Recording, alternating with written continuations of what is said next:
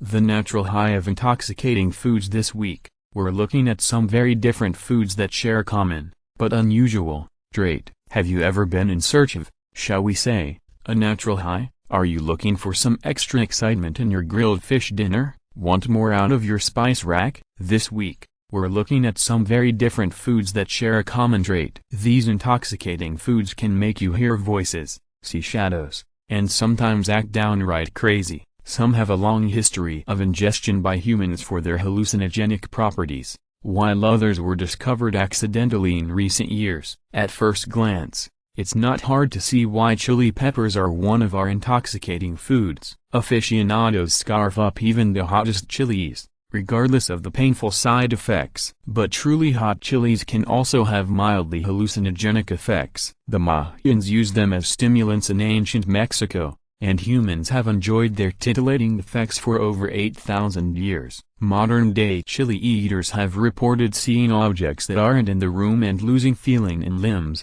among other mind-numbing effects. Of all the intoxicating foods, nutmeg is probably the most innocuous. No one would think that that small jar on the spice shelf holds anything more than a nice addition to pumpkin pie. But nutmeg contains the compound myrstricin, a powerful narcotic, which causes hallucinations in humans when taken in large doses. The key word, of course, is large. It takes the equivalent of 2 whole seeds to produce any effect at all, and the body can't metabolize the nutmeg compound very efficiently, which means that any high that results from ingesting the spice doesn't begin until 6 or so hours after it's been eaten. Additionally, the hallucinogenic effects of nutmeg might be noticeable, but they aren't enjoyable. It involves vomiting, nausea and dry mouth. Users have even compared it to having a bad bout of flu. A nice piece of grilled fish doesn't look like a place for an intoxicating food, but a species of sea bream native to the Mediterranean Sea has a long history of bewitching those who dine on it. The Salima porgy was even used as a drug during Roman times. Scientists don't think the fish is naturally hallucinogenic,